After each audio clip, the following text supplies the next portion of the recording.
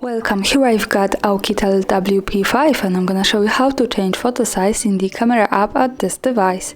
So at first we have to tap on the camera button to open it, and for now we are in the standard photo mode. From here let's go to the left corner to this button.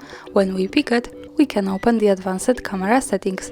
Now at the second place we have the picture size option, so let's tap on it and we can manage the quality of the picture in megapixels connected with aspect ratio. We have two ratios, 4:3 and 16:9.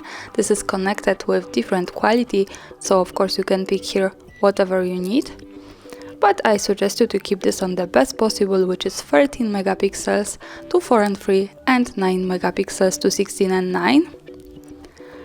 And now let me focus on this aspect ratio, because this is the difference we can see by our eyes in the camera app. So we were in 4:3, let's pick 16:9, let's move back to the camera, and now the background has changed to the longer one.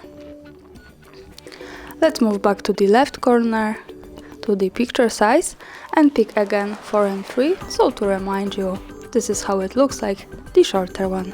And that's all, thanks for watching, subscribe our channel and leave the thumbs up.